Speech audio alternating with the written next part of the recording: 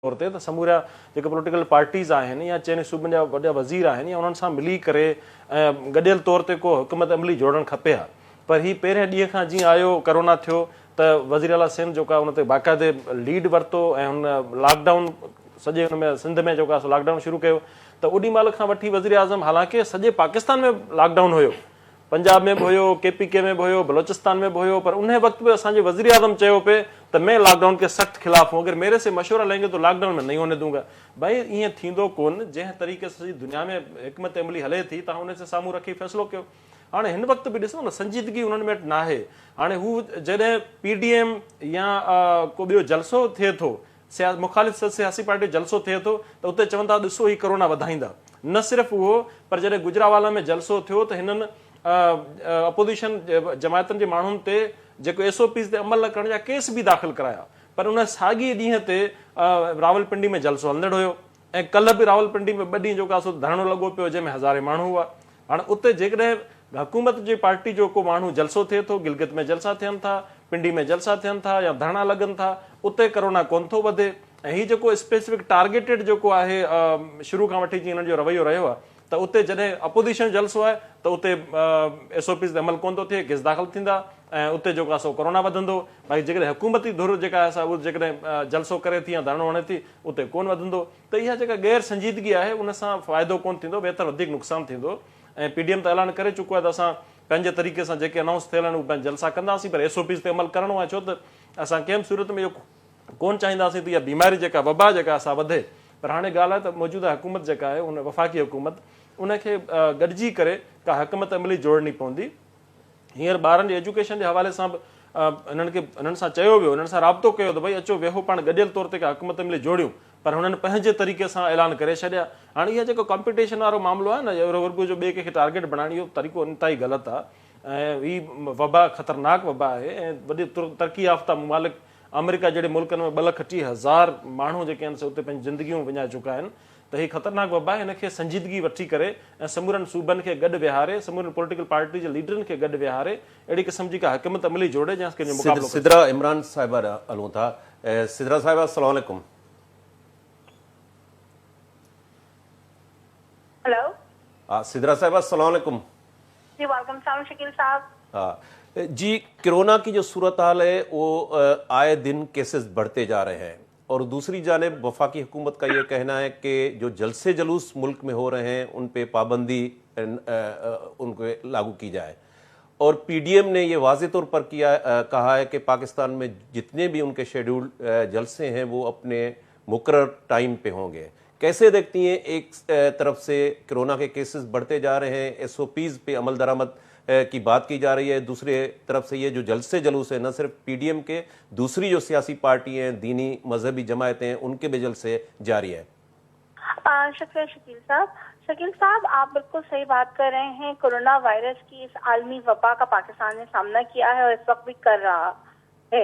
हमने देखा कि हुकूमती हिकमत अमली को बहुत तनकीद किया गया, सियासत का निशाना बनाया गया, लेकिन फेडरल गवर्नमेंट की पॉलिसीज, वजीर आजम इमरान खान की हिकमत अमली, NCOC के फोरम से आज तक पाकिस्तान के लिए जो भी फैसले किए गए वो बेहतरी के लिए ही साबित हुए, उनका पॉजिटिव रिजल्ट आया। और सिर्फ पाकिस्तान में ही नहीं, बैनुल अक़वामी इदारे, चाहे वर्ल्ड हेल्थ ऑर्गेनाइजेशन हो, यूनाइटेड नेशंस के सेक्रेटरीज हो या आपके US के डिफेंस सेक्रेटरी हो, सब ने पाकिस्तान की हिकमत अमली हेल्थ इनिशिएटिव्स को अप्रिशिएट किया है। ये वही गवर्नमेंट के इनिशिएटिव्स हैं जिसको पीपल्स पार्टी, नून लीग और ये क्रिटिसाइज करते रहे पिछले 6 माह में। आज भी वफाकी हुकूमत का जो फोरम है NCOC का, उसमें कोई सिर्फ वफाकी हुकूमत नहीं बल्कि तमाम सूबाई हुकूमतें, तीनों फेडरल इकाइयों के रिप्रेजेंटेटिव्स मुश्तरका तौर पर हिकमत अमली प्लान करते हैं कोरोना वायरस की इस आलमी वबा से निपटने के लिए। उनकी रिकमेंडेशन थी कि जी अब जो हालात हम देख रहे हैं, जो केसेस में वेदर चेंज की वजह से, हमारी सोशल हैबिट्स के इशू की वजह से जो एकदम से तेजी आई है, उसके लिए हमें हंगामी इक़दाम करना होंगे। उसमें सबसे इम्पोर्टेंट, सबसे हम सब जानते हैं, और ये तमाम सियासी पार्टियों के लीडरान के बयानात on the floor of assembly, national provincial assemblies में, मीडिया पर हैं कि जी सोशल डिस्टेंसिंग, मास्क पहनना और अमली, यही वो अमली इक़दाम है जिससे आवाम को, अपने मुल्क को, अपने शहरियों को हम कोरोना की वबा के नुकसान से बचा सकते हैं। ये कोई नई बात नहीं है जो वफाकी हुकूमत आज कर रही है। हमें सोशल डिस्टेंसिंग फॉलो करना है, भीड़ भाड़ की जगहों को कम से कम उसका खात्मा करवाना है। उसके लिए ये अहकामात की जारी किए गए हैं कि एक तो मास्क पहनना लाजमी करते हैं थ्रू आउट, जहाँ जहाँ जिन जिन शहरों में ज्यादा कोरोना के केसेस साबित हो रहे हैं। तमाम डेटा हर सूबाई हुकूमत के पास मौजूद है। और सबसे अहम बात कि जलसा जुलूस इसलिए बंद किए जा रहे हैं क्योंकि वहाँ पे बिल्कुल भी किसी एसओपी को फॉलो नहीं किया गया। सबसे इम्पोर्टेंट बात ये थी कि अगर आवाम का ख्याल होता है इन सियासी पार्टीज को, इनको पाकिस्तान की मईशत का, पाकिस्तान की लेबर का, पाकिस्तान के मजदूर का, हारी का, आम गरीब आदमी का, जिसको अपनी रोजी के बाहर निकलना पड़ता है, जिसके सरे महल नहीं है, जिसके लंदन में जायदादें नहीं है, जो बेचारा अपने बच्चों की 2 वक्त की रोटी के लिए घर से बाहर निकलने पर मजबूर है, अगर उनका ख्याल हो तो वो अपनी सियासत को बालाए ताक रख के इस वक्त आवाम के लिए, मुल्क के मुस्तकबिल के लिए देखें कि क्या जरूरी है। आपकी सियासत इंतजार कर सकती है, लेकिन ये वबा हमारे गरीब का, हमारे मजदूर का बहुत ज्यादा नुकसान कर सकती है। और ये नजर आ रही है वो तमाम बातें जो यही लीडर, चाहे बिलावल जरदारी हो, मुराद अली शाह हो, शहबाज शरीफ हो या नून लीग के कोई और लोग हो, ये सब बातें, ख्वाजा आसिफ, ये सब यही लोगों की यही बयानात है कि खुदारा बंद कीजिए, भीड़ भाड़ ना कीजिए। तो आज वही वक्त दोबारा है, हम सेकेंड वेव से गुजर रहे हैं। तो वफाकी हुकूमत ने वही रिक्वेस्ट की है, वही डिमांड की है कि देखिए तालीमी इदारों को बंद करने पे मरहलावार खोला गया था, अभी मरहलावार ही उनको बंद करने की तजवीज की गई है। शादी ब्याह की तकरीबात को लिमिटेड करने की तजवीज है कि जी लिमिटेड करें, ओपन एयर में करें। और ये जलसे जुलूस हो जिसमें आपने एसओपीज का मजाक उड़ाया, धज्जियां उड़ा के रख दी, उनको खुदारा थोड़े दिनों के लिए आप रोक लीजिए। ना आप कहीं जा रहे हैं, ना आपका सियासी बयानिया कहीं भागा जा रहा है। इस वक्त पूरे दुनिया, पूरी कौम जो है कोरोना वायरस का शिकार हो रही है। हम और लाशें नहीं देखना चाहते हैं, हम अपने लोगों को वेंटिलेटर्स पे नहीं देखना चाहते। तो खुदारा इस वक्त फहम फरासत का रास्ता लीजिए और अपनी ईगो, अपनी सियासी ईगो, अपनी जिद के ऊपर आवाम को सूली पे ना चढ़ाइए इस कोरोना वायरस की। तो हमारी तो दरख्वास्त है, बाकी हुकूमत अपना फैसला करेगी, सूबाई हुकूमत खुद देखेगी कि उनके लिए क्या बेहतर है, उनको अपनी सियासत करवानी है पॉलिटिकल पार्टी से या उनको अपने सूबे की आवाम। सिदरा इमरान साहब, आप टेलीफोन लाइन पे हमारे साथ रहे। बदर समय जो हलो था, बदर साहब, कोरोना जी जेका सूरताल पाण हिननि प्रोग्रामनि में डिस्कस कंदा रहिया आहियूं।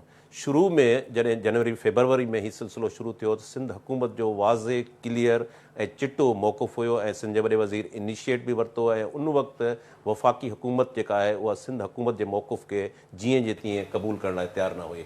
असां अमेरिका में ॾिठो त ट्रम्प जेको हो उन कोरोना खे सीरियस न वरितो, जॾहिं त उनजो इलेक्शन में बि उन्हनि खे नुक़सानु भोगणो पियो।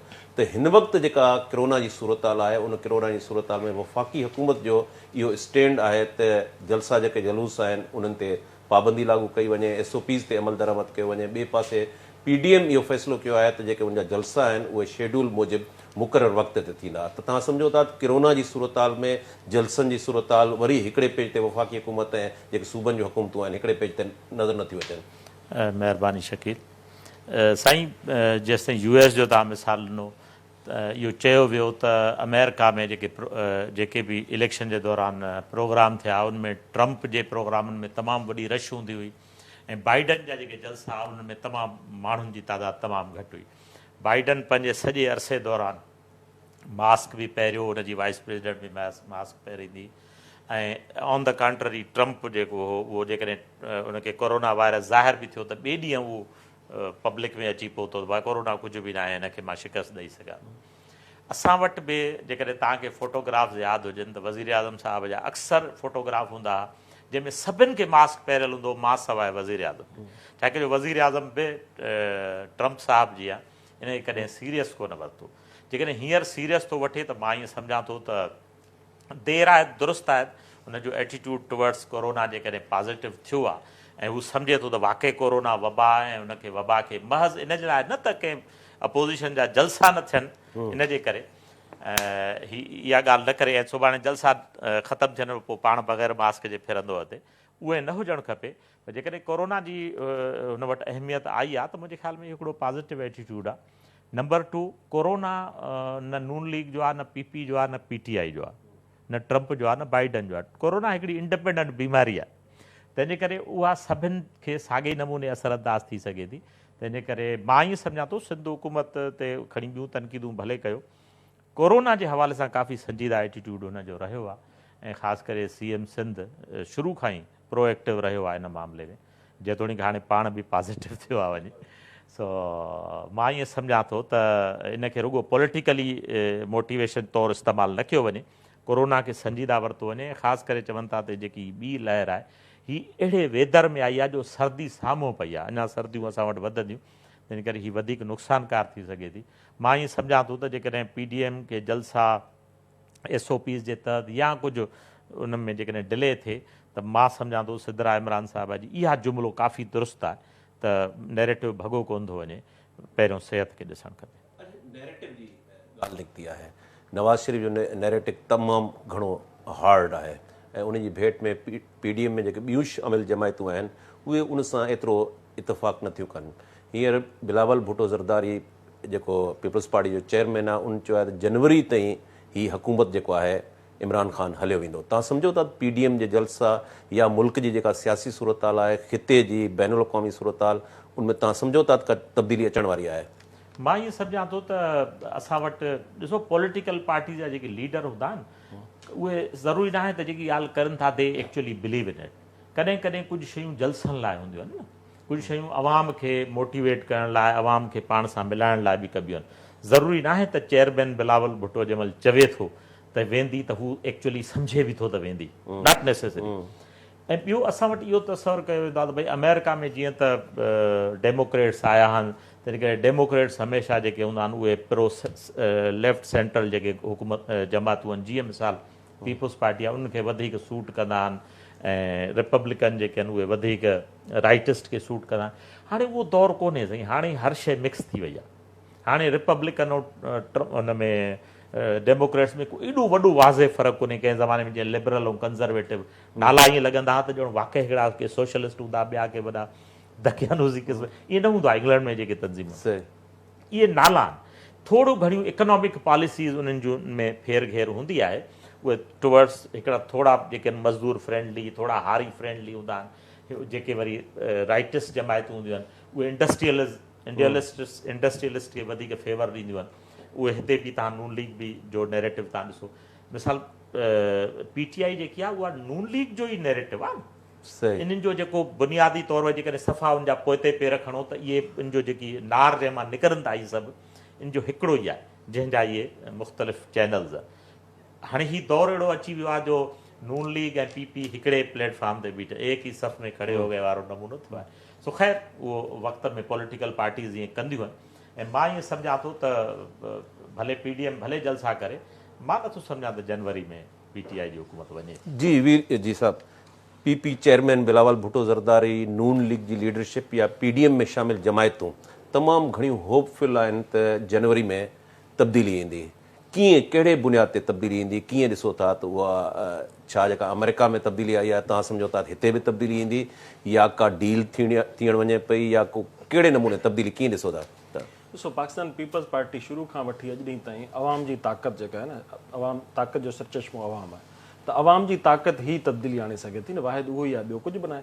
त असां अवाम जी ताक़त ऐं अवाम खे अवेयर करणु त ही मौजूदा हुकूमत जूं जेके पॉलिसियूं आहिनि उहे इंटरनेशनल पॉलिसियूं हुजनि, इंटरनेशनल पॉलिसियूं हुजनि, महांगाई जे हवाले सां हुजनि, ॿियूं जेके बि गवर्नेंस जे हवाले सां हुजनि, या चइनी सूबनि खे गॾु खणी हलण जूं, वफ़ा खे कमज़ोर करण वारियूं पॉलिसियूं जेके हिननि जूं आहिनि, उन्हनि खां अवाम खे आगाह करिणो आहे, अवाम खे मुनज़म करिणो आहे, अवाम खे गॾु करिणो आहे, अवाम खे अवेयर करिणो आहे, त अवाम खे ई सुजाग करिणो आहे। ऐं असांजी ताक़त ई अवाम ताक़त आहे। सो अवाम जेकॾहिं चाहे त छा नथो थी सघे, अवाम जेकॾहिं महिल उथंदो त तब्दीली छो न ईंदी।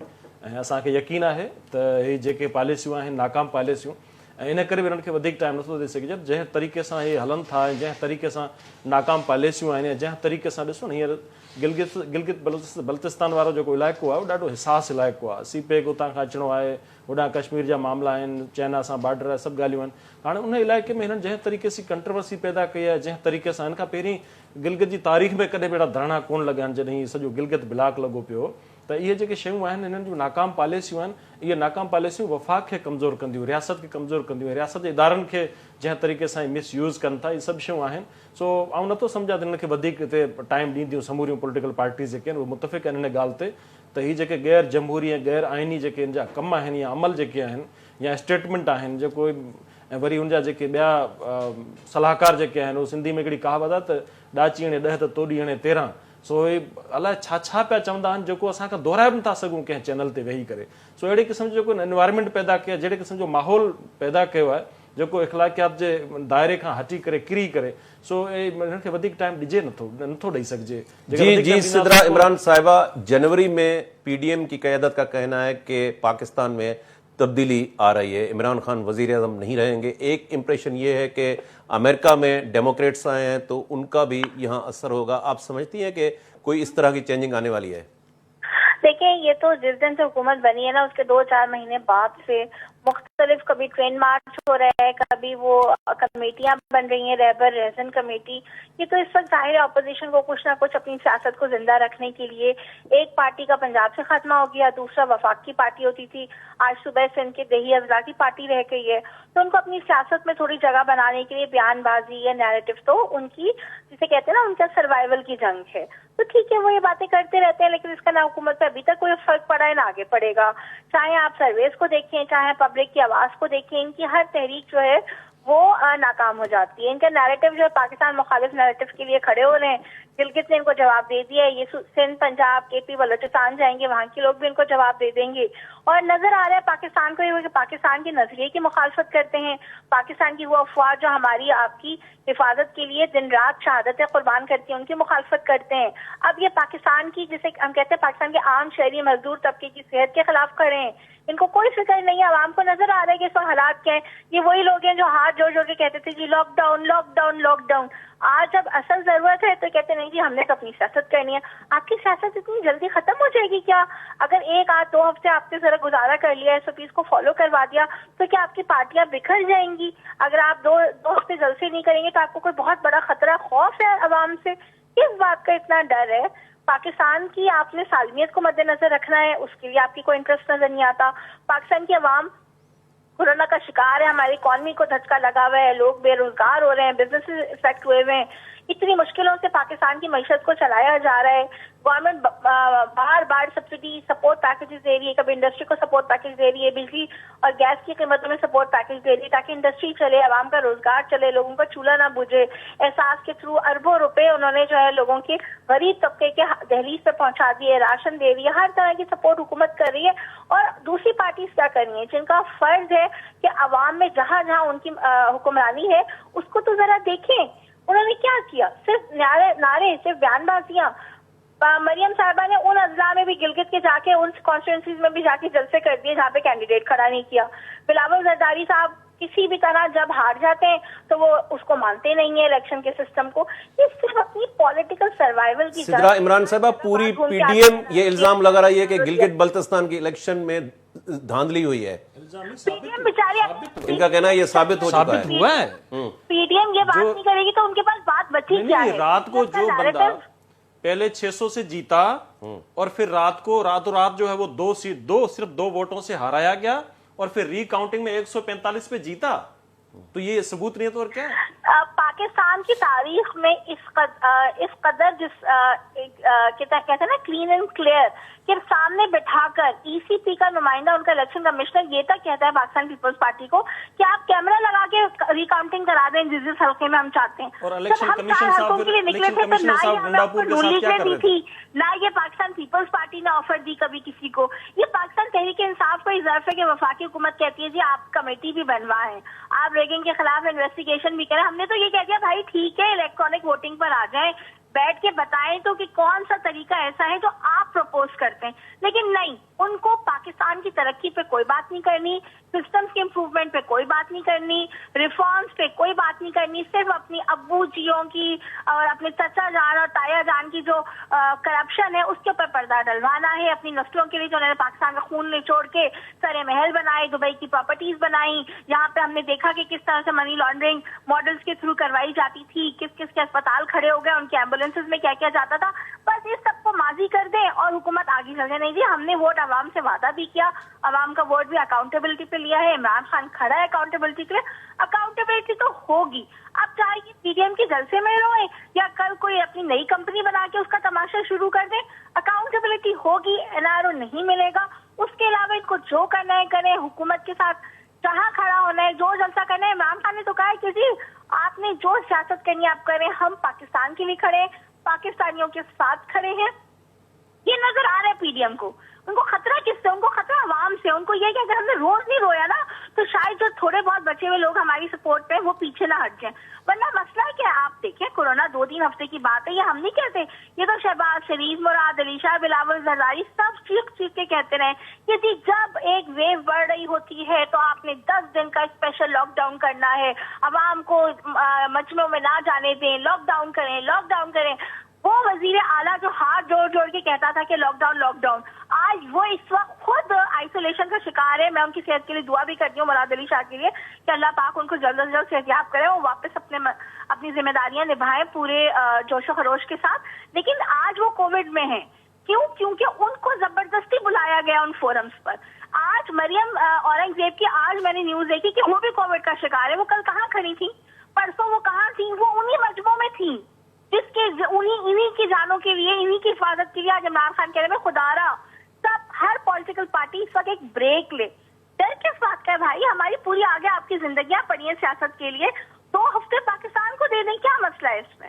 ये नहीं समझ आता कि जी क्या मसला है, 2 हफ्ते में कौन सी ट्रेन छूट जाएगी? बदर साहब, हिकिड़ो ॿीहर असां अमेरिकन इलेक्शन ॾियणो था, जेका ख़िते जी सूरत हाल आहे।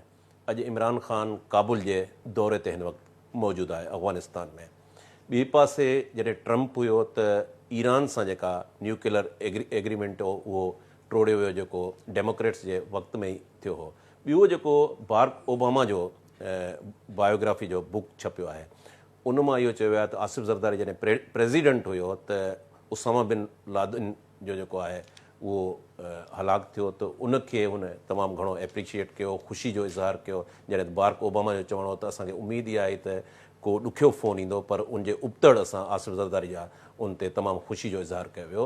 त इन क़िस्म जा जेके स्टेटमेंट अचनि था पिया, ऐं इमरान ख़ान हिन वक़्तु काबुल जे दौरे ते बि आहे, त तव्हां सम्झो था त ख़िते में कहिड़े क़िस्म जी डेवलपमेंट अची सघे थी ईंदड़ वक़्त में? सही, अमेरिकन इलेक्शन जे हवाले सां तमामु डिघो तज़ियो कयो वेंदो आहे मुख़्तलिफ़ मुल्कनि खे खणी करे। मिसाल तव्हां ईरान जो नालो कयो, ईरान सां जेको जोहरी मुआहिदो थियो हो उहो ॿीहर बाइडन चवंदो रहियो आहे त ॿीहर बहाल थींदो, पर प्रॉब्लम इहो आहे त ट्रंप जे करे ईरान में जेको शिदत पसंद या सख़्तगीर मौक़िफ़ रखंदड़ माण्हू आहिनि, उन्हनि खे हिकिड़ी सघ मिली रूहानी जे अगेंस्ट, हसन रूहानी जे अगेंस्ट सघ मिली। छा करे उन्हनि हसन रूहानी उन्हनि जे अगेंस्ट वञी करे इहे इन मुआहिदे जे प्रो थियो, त हुननि चयो त भई तव्हां ग़लति फ़ैसिलो कयो आहे, ॾिसो अमेरिका उन तां फिरी वई आहे। हाणे उहे एतिरा सगारा थी विया आहिनि, हुनजो मौक़िफ़, हुनजो नैरेटिव एतिरो सगारो थियो आहे जो ख़ुदि ईरानी हुकूमत लाइ इहो ॾाढो डिफ़िकल्ट आहे त उहो हिकदमि वरी वापसि 2016 जी कंडीशन में वञे। इहा ॻाल्हि सम्झणु खपे। तंहिंजे करे जेकॾहिं ईरान में सख़्तगीर वधीक सगारा थींदा त इसराइल सां अञा मतिलबु हिकिड़ो इसराइल जो मौक़िफ़ वधीक सगारो थी ॿाहिरि ईंदो त भई ईरान मां हुनखे ख़तरो आहे। हालांकि सम्झणु खपे त अमेरिका सदाईं प्रो इसराइल रहियो आहे, ईअं न आहे त को ट्रंप प्रो इसराइल हो। तव्हांखे जेकॾहिं सॼा मुआहिदा खणी ॾिसो त उन में अमेरिका ई आहे जंहिं इहे मुख़्तलिफ़ वक़्तनि ते मुख़्तलिफ़ सदूर सां मुआहिदा कराईंदो रहियो आहे फ़लस्तीन ऐं इसराइल जे विच में। बसि फ़र्क़ु इहो हो त ट्रंप जीअं त हिकिड़ो माण्हू वालदेन वारो कैरेक्टर प्ले कंदो रहियो आहे इसराइल लाइ अमेरिका, ट्रंप हिकिड़ो अहिड़ो पीउ हो जेको वधीक हुनखे ॿार खे बिगाड़े पियो, त भई अधु राति जो हू चए थो मूंखे शइ वठी ॾे, त गाॾी कढी हुनखे वञी वठी पियो ॾे, जिते ॿारनि खे बिगाड़ींदो आहे। ख़ुदि इसराइल जे मौक़िफ़ खे बि धकु लॻंदो छा कहिजो अॻे इसराइल चवंदो त भई असां ज़ुल्म पियो थिए पोइ ज़मीनूं असीं हीअं कंदासूं, हीअ चए पियो जेकी ज़मीन तव्हांखे खणणी आहे। ॿियो त छॾियो यरूशलम बि हुनजे उहो करे छॾे। हाणे ईअं न थींदो, थोरो घणो इसराइल खे सम्झो पीउ अथसि, मरी कोन वियो अथसि, पर ॼण ईअं चवंदो सपोर्टर जेकॾहिं रुल न हीअं न कर, पढ़ाई बि कंदो कर, हिकिड़ो थोरो सख़्तु पीउ था। अफ़गानिस्तान जे मामले में सम्झणु खपे त बाइडन उहो माण्हू आहे जेको चवे थो त हितां फ़ौज खे घटाइजे, ठीकु आहे, ऐं हू इन तरफ़ वेंदा, ठीकु आहे। ट्रंप ऐं ॿियनि डेमोक्रेट प्रेसिडेंट में को ख़ासि फ़र्क़ु न आहे। ट्रंप रुॻो हिकिड़ी ॻाल्हि सम्झणु खपे, ट्रंप अनऑर्थोडॉक्स हो, गैर रवायती माण्हू हो। मुंहिंजे ख़्याल में इन खां अॻु में हिकिड़ो गैर रवायती माण्हू निक्सन हुयो। निक्सन एॾो गैर रवायती माण्हू हो जो चाइना सां हुन गेट ओपन कयो, जंहिंमें ज़ुल्फ़िकार अली भुट्टो जा सर्विसिस तव्हांखे यादि हूंदो। ॿियो हिकिड़ो शाही आगा शाही हिकिड़ो फॉरेन मिनिस्टर हो, उनखे इस्तेमालु कयो वियो ऐं इहो दुनिया खे हैरान करे छॾियो जॾहिं हुन चाइना सां पहिरियों दफ़ो। ऐं इहो निक्सन ई हो, सम्झणु खपे, जंहिं अॻिते हली कोल्ड वार में रशिया खे पोइ हिते करणु, अल्टीमेटली जॾहिं रशिया पोइ हिते थी त जो ॿिज जो निक्सन पोइ कयो। ट्रंप हिकिड़ो गैर रवायती माण्हू हो। ट्रंप बेसरो हो, इन जे करे हुन जूं ॻाल्हियूं बुरियूं लॻंदियूं। ज़रूरी न आहे त ट्रंप हर जॻह ते ग़लति बि हुजे। Europe is no more highly concern with America, तंहिं करे यूरोप ते को ख़ासि फ़र्क़ु न पवंदो। वधि में इहो थींदो त उनखे जेकी एंगला मार्केल खे जेकी बेज़ारी थींदी ट्रंप सां, उहो हिन सां कोन थींदसि, ठीकु आहे। बाक़ी otherwise things are same. Russia खे बाइडन हिकिड़े हिसाब सां आसान लॻंदो, छा जे कहिजो दे कैन अज़्यूम त हाणे बाइडन छा करण वारो। Biden is a traditional president, Trump unorthodox president हो। बाक़ी जेसि ताईं इमरान ख़ान हेॾे बिल्कुलु सही, इमरान ख़ान फॉरेन पॉलिसी इमरान ख़ान जे हथ में न आहे, एवरीबडी नोस, ठीकु आहे न। ऐं हूअं बि ॿियनि जे बि हथ में न हूंदी आहे, पर हिन वक़्तु यानी तव्हांखे यादि हूंदो जॾहिं लास्ट टाइम अमेरिका वञे थो त फॉरेन मिनिस्टर पोयां बीठो आहे। जेकॾहिं तव्हां फोटोग्राफ अॼु बि गूगल करे ॾिसो, ज़ुल्फी बुखारी, जेरेड कुशनर, इहे ॿई ॻाल्हाईंदा रहिया। हिकिड़ो अजीब माण्हू, न हिन जो को कमु फॉरेन मिनिस्ट्री सां, न जेरेड कुशनर जो को कमु फॉरेन, ॿई हो हुनजो ॼाटो हो, हीअ हिनजो दोस्त हो। सो पाकिस्तान में फॉरेन पॉलिसी त हिन जो न आहे, ही फोटो शूट लाइ वञे थो, somebody else will talk। जी वीर जी, प्राइम मिनिस्टर हिन वक़्तु काबुल जे दौरे ते आहे ऐं अमेरिका में बि तब्दीली अची चुकी आहे। सम्झां थो त जेके ताक़तवर मुल्क आहिनि या तरक़ी याफ़्ता मुल्क जेके आहिनि, उहे इहे शॉर्ट प्रोग्राम न ठाहींदा आहिनि। ईअं न आहे त जीअं पाकिस्तान में या ॿिया हितां जा असांजा जेके थर्ड वर्ल्ड कंट्रीज़ जा मुल्क आहिनि, ग़रीब मुल्क आहिनि, उनजी हर हुकूमत सां गॾु सॼी पॉलिसी चेंज थी वञे। छा हुननि जूं गॾियल डिगेट वक़्त जे लाइ पॉलिसियूं हूंदियूं आहिनि ऐं ॾाढो स्ट्रॉन्ग पॉलिसी। मिसाल जीअं डोनाल्ड ट्रंप जेॾी महिल नओं आयो न, त हुननि जेके स्टेटमेंट पोइ इलेक्शन में जॾहिं हुन खटण जे लाइ इलेक्शन जेके स्टेटमेंट ॾिना हुआ, उन मां का बि हिकिड़ी अहिड़ी स्टेटमेंट न आहे जेको डपु हूंदो माण्हुनि खे, त जेकॾहिं आयो त पोइ अलाए छा मुस्लमान जे ख़िलाफ़ु अलाए छा कंदो, छा कहिड़े क़िस्म जो स्टेटमेंट पिया ॾिनूं। हाणे ओॾी महिल हुन इलेक्शन जे दौरान छो त उते अहिड़े क़िस्म जो माहौल जुड़ियल हो ऐं उनखे हुन कैश कराइण पियो चाहे, त हुन स्टेटमेंट ॾेई छॾी, पर अमल उन ते हरगिज़ न आहे थियो। त आउं नथो सम्झां त हुन हिकिड़े सदर अचण सां ॿिए जे वञण सां को ख़ासि फ़र्क़ु पवे। रियासत जा जेके फ़ैसिला हूंदा आहिनि, ख़ासि करे अहिड़े अमेरिका जहिड़े मुल्क जा सुपर पावर मुल्कनि जा, उन्हनि जा हलंदा आहिनि 50 साल 100 साल डिगी प्लानिंग उन्हनि जी। त उन करे हिकिड़े ॿिनि माण्हुनि जे अचण वञण सां मूंखे नथो लॻे त को टके जो फ़र्क़ु पवंदो। हा, इहो ज़रूरु आहे त अफ़गानिस्तान सां कीअं हलणो आहे, पॉलिसी साॻी रहंदी, पर तरीक़ेकार में थोरो घणो गॾु कंहिंखे खणणो आहे, पाकिस्तान खे केतिरो हिसो रखणो आहे, इंडिया सां किथे रखणो आहे, चाइना खे कहिड़े पासे रखणो आहे, उन बि या डायरेक्शन थोरी घणी बि चेंज ज़रूरु थी सघे थी, पर पॉलिसी हुनजी उहा साॻी रहंदी जेको ट्रंप खां अॻु में हुई, ट्रंप जे दौरान हुई, हाणे जेकॾहिं ॿिए कंहिंजे अचण सां। जी सिदरा इमरान साहिबा, प्राइम मिनिस्टर इस वक्त काबुल के अफगानिस्तान के दौरे पे है। आप समझती हैं कि आने वाले दिनों में जैसे अमेरिका में तब्दीली आई है तो यहाँ फॉरेन पॉलिसी जो है उसमें हमें यू टर्न लेना पड़ेगा या कोई चेंजिंग लानी पड़ेगी? जैसे रशिया के साथ मामला चल रहे हैं, ईरान में जो कुछ आगे चलकर होने वाला है, तो आप क्या समझती हैं कि पाकिस्तान ख़ुसूसन इस खित्ते में कुछ इम्पैक्ट होगा जो अमेरिका में तब्दीली आई है? देखिए शकील साहब, फॉरेन पॉलिसी जो होती है ना किसी भी मुल्क की, पाकिस्तान हो या कोई भी मुल्क हो, वो वक्त और हालात के तनाजुर में मुरतब की जाती है। माजी के जो हालात थे उसको देख के अलग फॉरेन पॉलिसी का इनिशिएटिव्स होते थे, करंट जो हालात थे उसको देख के हुकूमत ने अपनी फॉरेन पॉलिसी में तब्दीली की। तो मुस्तकबिल में हालात होंगे सामने, उनको देखकर हो सकता है कोई चीज चेंज की जाएगी। आप और मैं आज इसको फोरकास्ट करना इज नॉट वेरी फीजिबल, लेकिन डेफिनेटली मुल्क की जिम्मेदारी होती है, फॉरेन ऑफिस की जिम्मेदारी के बदलते हुए खत्ते के हालात को दुनिया के हालात को जो पाकिस्तान के हक में हो वही चीजें मुरतब की जाती हैं। इस हुकूमत, वज़ीर आज़म इमरान खान, फॉरेन मिनिस्टर शाह महमूद कुरैशी का क्लियर नैरेटिव है कि we have to work pro Pakistan. हमें हर मुल्क से अपने वो ताल्लुकात बनाने हैं जो पाकिस्तान के और खित्ते के रीजनल पीस के लिए, पाकिस्तान की सस्टेनेबिलिटी और डेवलपमेंट के लिए बेहतर हो। आज के खुसूसी दौरे जो अफगानिस्तान में आपने देखा कि वज़ीर आज़म के साथ हमारे मुशीर तिजारत जनाब अब्दुल रज़ाक साहब भी गए हैं, क्योंकि हम पाकिस्तान अफगानिस्तान के दरमियान इंडस्ट्रियल डेवलपमेंट को फोरकास्ट करना चाहते हैं, प्लान करना चाहते हैं कि हमारे रिलेशनशिप पीस पर, डेवलपमेंट और सस्टेनेबल डेवलपमेंट की तरफ हो। पाकिस्तान और अफगानिस्तान के रिश्ते को सिर्फ रीजनल इशू की नजर से ना देखा जाए। तो फॉरेन पॉलिसी की बहुत सारी चीजें हमारे आज के इस दौरे की जो नताइज निकलते हैं, मुस्तकबिल में जो अफगानिस्तान के साथ हमारे आगे की मीटिंग्स होंगी, जो इनिशिएटिव्स होंगे, उसके हिसाब से प्लान किए जाएंगे। ये कहना है कि जी किसी पॉलिसी पे यू टर्न होगा, ये बहुत नेगेटिव अप्रोच है। नेशनल सिक्योरिटी के मैटर में, पाकिस्तान की फॉरेन अफेयर्स के मैटर में इस तरह की बातें करना किसी भी पॉलिटिकल रहनुमा के लिए आई डोंट थिंक सो कि ये बहुत रिस्पॉन्सिबल बयान है, बिल्कुल नहीं होने चाहिए। जी बदर साहब, कुछ ॾींहनि खां जो भी बात हो उसको प्लान किया जाएगा। सिंध जे अंदरि जेका सूरत हाल आहे, अलीशा जो वाक़ियो थियो, कुझु ॿियनि हंधनि ते असां ॾिसूं था त डेली जेके आहिनि न्यूज़ पेपर में या टीवी चैनल्स ते न्यूज़ हलनि थियूं त ॿारनि जे हवाले सां, औरतुनि जे हवाले सां जेके तशुदुद वारा वाक़िया आहिनि। टंडो अलायार में STP जो वाइस चेयरमैन आहे अल्ताफ़ जसकाणी, उनजो मर्डर थियो आहे। तव्हां सम्झो था त ईंदड़ कुझु ॾींहनि में, ख़ासि तौर ते ॿिनि महीननि खां वधी सूरत हाल कुझु ख़राबु न थिए पए, ख़ासि तौर ते अमन अमान जेके वाक़िया थियनि पिया सिंध में? साईं, मां ईअं सम्झां थो त हालात खे मुख़्तलिफ़ माण्हुनि जा उनजो रीज़न मुख़्तलिफ़ जॻहियुनि ते ॻोल्हींदा। मां ईअं सम्झां थो त हिकु त ओवरऑल सॼी दुनिया में समाज भञनरा जो शिकार आहे ऐं समाज में जेको रख रखाव ऐं हिकिड़ी डिघी नज़र, इहो ख़तमु थींदो पियो वञे। गुरबत जो बि इन में वॾो रोल आहे। असां वटि ज़रूरु ॻाल्हाइणु खपे इन ते त ज़राअत जी जेकी हशर थियो आहे, हुकूमत ते तनक़ीदूं थियणु खपनि, हुकूमतूं तनक़ीदनि सां ई बहितर थींदियूं आहिनि।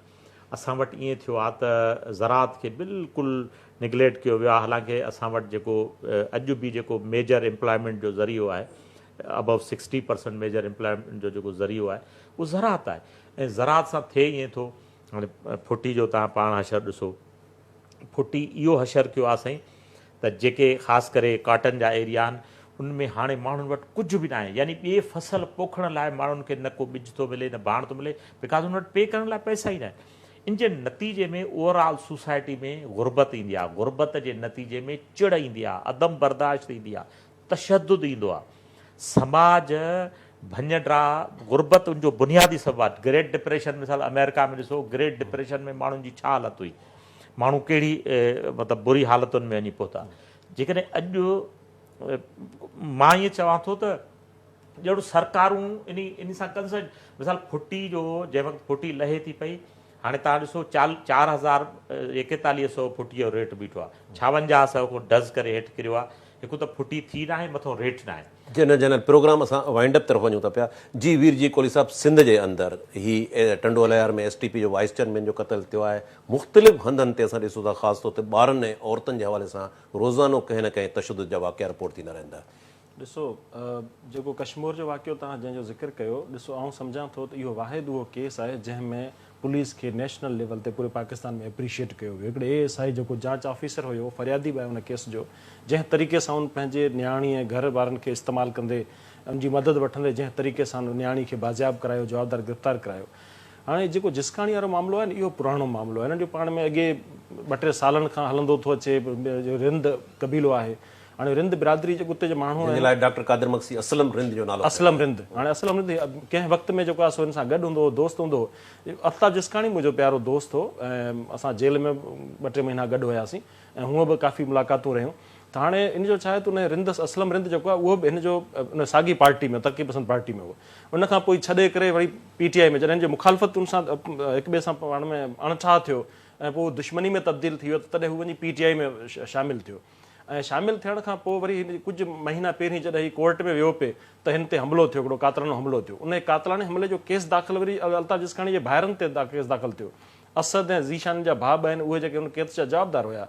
ऐं वरी इहो किसो हलंदो रहियो त हीउ सॼो मामिलो हाणे अॼु हींअर मूं रस्ते में आयुसि पियो, मूं अपडेट इन केस जी वरिती पुलिस खां, त उन्हनि ॿुधायो त हिननि ही जेको प्री प्लान सॼो करे ऐं हिननि पूरी फैमिली 2-3 घर जेके हुआ सभु शिफ्ट करे हितां खां बलोचिस्तान ऐं पोयां खां ई वारदात करे लापता थी आहिनि। हाणे इन गिरफ़्तारी जे मामले में सिर्फ़ु इहो रुकावट पई अचे त हू माण्हू बलोचिस्तान में किथे आहिनि, कंहिं इलाइक़े में आहिनि। त हाणे तरीक़ेकार इहो थींदो आहे त हुतां खां होम डिपार्टमेंट वरी लिखंदो बलोचिस्तान जे होम डिपार्टमेंट खे, वरी उहो IG खे लिखंदो, पोइ हुतां खां सॼी सर्च थींदी, सॼो मामिलो।